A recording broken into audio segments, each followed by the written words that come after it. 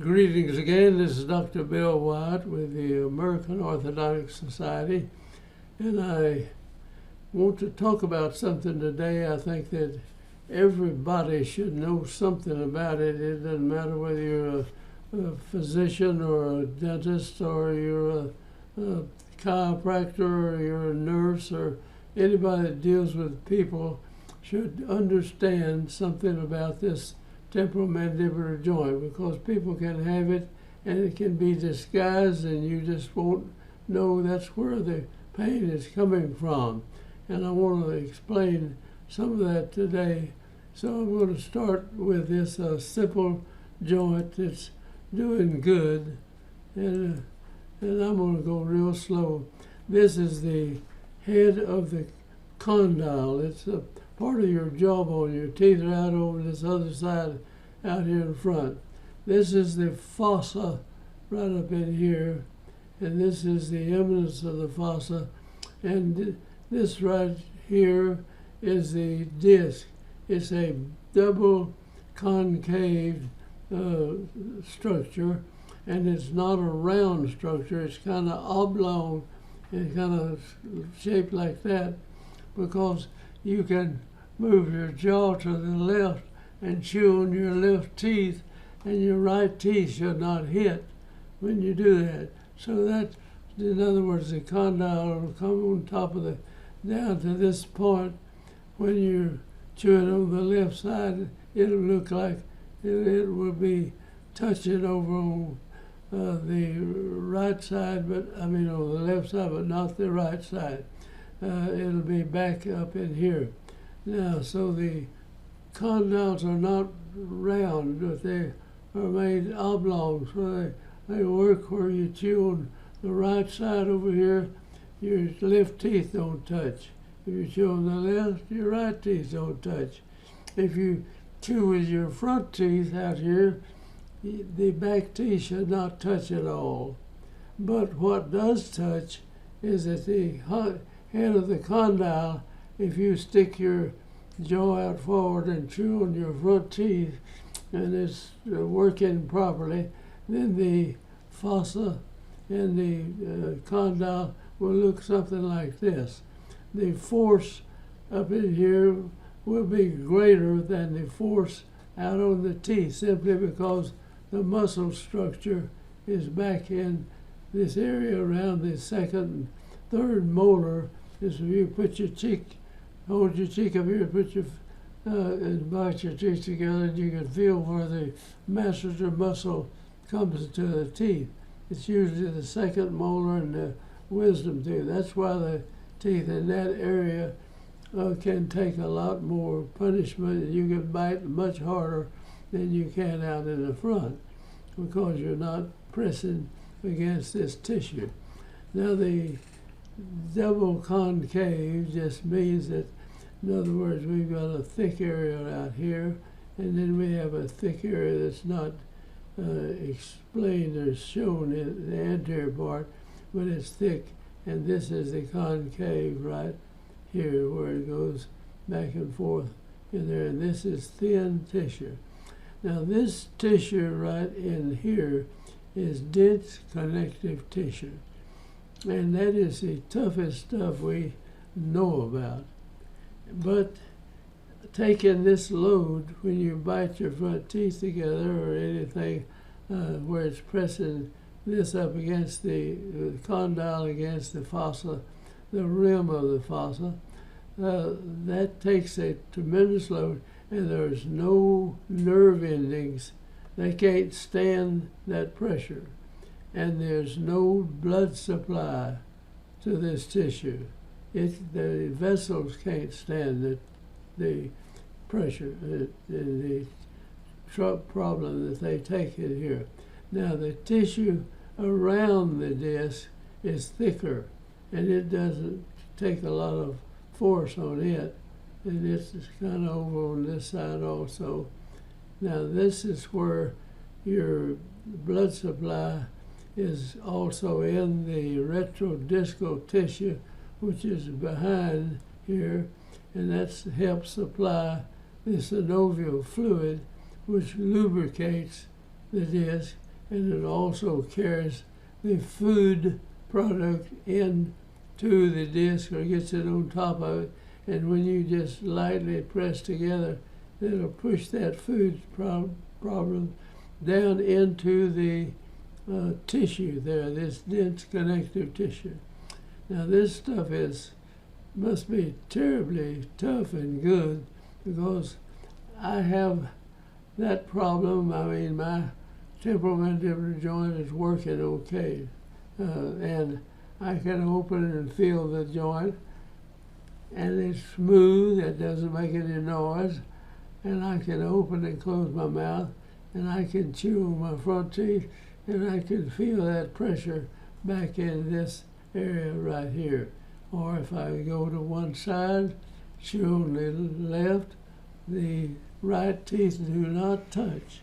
And that's the way we have to finish all of our orthodontic cases, or they're not functioning correctly to do that. And so this is a marvelous joint. It's just more complicated by far than any other joint in the body. And if we take care of them properly, it works okay. But if we don't take care of it, things can happen. Now, I will stop that thing right up here. Now, you're not, when I'm back here just about to close your teeth together in here, this is retrodiscal tissue. And if you look at it close, it looks like fluid or something that's squeezed out of this into the upper and lower joint space. Now, the disc separates the upper space, which is up above. I mean, it's up in this area, right in here, and there's a tissue separates those. And down the bottom part of this, underneath this, there's another layer of where food and stuff has to be distributed to those areas. And so there's no blood vessels, no nerve endings, and if this gets bad here, it can hurt and you won't even feel it. This will just disintegrate. I've talked to oral surgeons who have gone in and operated on people, and sometimes when you break your jaw, in other words, and you put the jaw together that's broken and tie it to the one that's not broken and tie it up there tight and hard so it won't move, then this tissue right here in the disc gets no food. It's got this pressure on it for several weeks, and the tissue will die. And I've talked to oral surgeons and who've gone in and operated on it. They said you can just scrape the disc off. It's like cheese. It goes. So in my own case, I mean, I'm 95 years old, and that is still functioning. So it had to be a mighty tough material, because I've done everything, chewed and done all you can do with this. Now let's go on and we'll show some other parts of this. Now that's coming down. The person's opening the mouth now, and the disc is sliding forward, and it goes with the bone structure. It kind of slides with them as you open and close. It just slips back and forth in there. And this is the synovial fluid goes in this upper joint space, and the lower joint space is down here underneath it. And this attachment up in the back of the bone structure in this fossa, and also down at the bottom of the condyle right here, there's an attachment. The back attachments are there. In the front, it'll have attachments on the muscle structure comes to different things. Now, let's close this down just a little bit. I'm going to go back up here, and I'm going to stop it right there.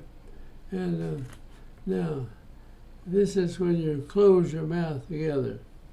Now, I, for one, think that everybody who does anything where you might get your jaw hit or bumped or banged, or if you're in a car accident and somebody runs in the back of your car and pops your neck back real hard, then it pops this condyle back in you real hard, and that squirts the disc out in front of the condyle right here. It goes out in front. And now when you go to open your mouth, if you just open a little bit, you'll hear a kind of a, and then that's this thing stretching this ligament out back here, and it's also down at the tail end when the close is holding it on there. And that's what, I mean, when you hear that snap, that click, you can tell what's going on in somebody's body's mouth. I'm going to go ahead now and we'll pull it out of that and watch it go. Now this is coming across. Now that's as far out as it can go. And sometimes people get their jaw way out like that, and they may do something with the condyle that goes up and gets up in this part of here, and it hurts like it tickles. And if you're a health worker and you've got somebody there, you put your thumbs on top of the teeth and push the teeth down and then up in the front and back and slide them back, and maybe you can get this condyle to move back and fit back in this area here where it's supposed to be. And so let's watch some of these videos on teeth that aren't in good shape or weren't when the person passed away. Now this one is okay. Just remember, don't think in a flat deal. Think of something that goes back in here and it's got one on one side and one on the other side, and think about that rather than just a flat picture in here. And this front part of this has been shaved down so that they could take pictures of it moving, so that they could we could better understand what's going on here, how you can control it. So let's go on and go through this now. I'll start it back and we'll go. And this is a healthy joint. Now here's a joint that is worn out. In other words, it looks to me like there's just almost nothing between the fossa and the teeth now back in this other direction here. And this is the head of the condyle, and you can see this portion right in here. There is no dense connective tissue. It's just rubbing bone to bone on that. And that's excuse me there. That bothers people. I mean, it doesn't hurt, but it makes a grating sound. And if you leave it alone and you don't try to redo it or repair the disc or something like this, this will get to be a kind of a bird beak on it. And the person opening and closing, you can hear it scraping on there, but it doesn't hurt them very much. It's kind of distasteful when you hear somebody at the table, they're clicking, and if they stop that over a period of time, they'll get to where they just make that noise like that. All right, let's go on to another view. Now this is super. Now watch this as we go around with this disc. Now that portion, this hasn't been gone for a long time, where this condyle would have a kind of a beak out here. And this is the retrodiscal tissue, except it's in front of it is here, and this would be the retrodiscal tissue. Now it squeezes together almost like it would if it were either one. Now it's going to open up and go back to the other side of the mouth, and I think we lower this down. Let me go ahead and speed this up a little bit.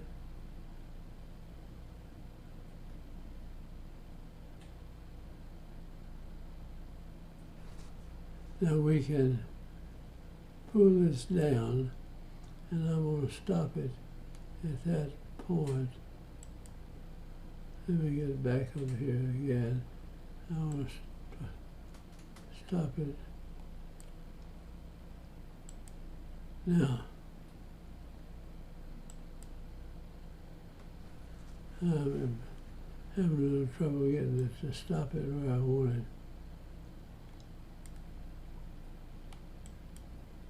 Now, this is the center part of this disc. This outer rim is thick and it has a blood supply. And so the synovial fluid comes out of that, develops in there with the blood supply, and also comes from the retrodiscal tissue, which we're headed this way with the teeth. So the synovial fluid will be up in this portion right in here. And that's how the food gets to this portion. Now this portion here is worn out and gone. Probably this person had something wrong and the jaw was wired together. Or you can have so much stress till somebody just bites on this hard and just keeps it there. It doesn't give it a chance to dissolve and go in and feed and take care of that disc and everything. So that's something that you can kind of predict by how the person is, how that tissue will stay and hold up like that. Now let's go ahead and see another deal. But you see this is disc displacement. All right. Now this is, the disc is worn down and the biconcave deal is kind of mashed down. And this is a click. Now that'll click right there. And then when you close, you start that again, it'll slide up there and click. Now you can't get rid of the clicks very easily. You have to operate on the whole joint, which is very complicated. But some people just put up with them and they get the jaw joint working like they want it, and they actually can control what's going on with the disc and its relationship to the bone structure here. So I'm going to go on and finish this out, and let's see it in different things. Now, here's a disc that kind of slides and pops out, and it goes, makes that clicking noise.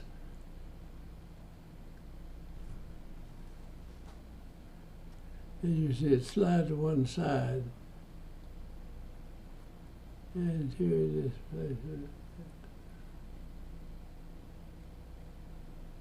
All right, this condyle and the bony structure here has just been going for a long time, and the condyle assumes a kind of like a bird's beak up here, and it just grates. And there's not a whole lot you can do with it to restore it like it was. It'd be very, very difficult to do that. But anyway, that's the way it works. And this one, I think, it also has a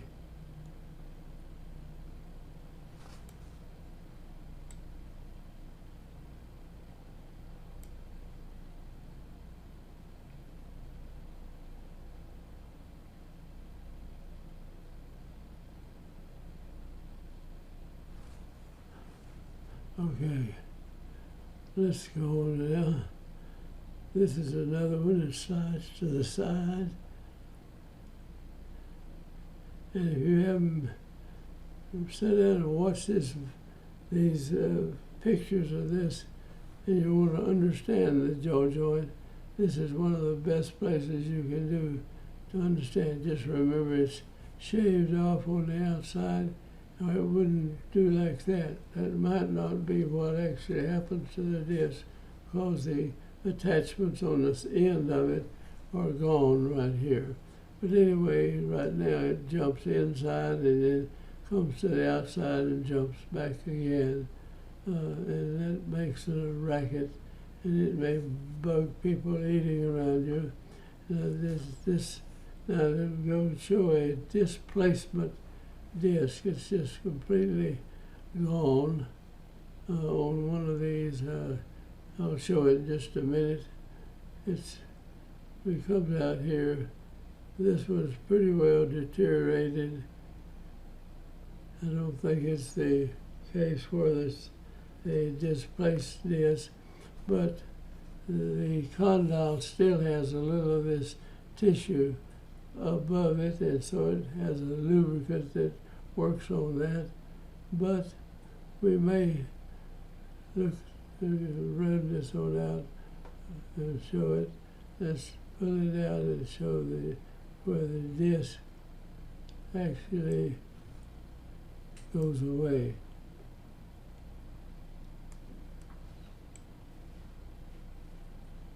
Now this is the one where it's just a degenerative condition, and the condyle kind of looks like a bird beak in here. It just slides back and forth. This is the portion of the disc doesn't even go out with it anymore.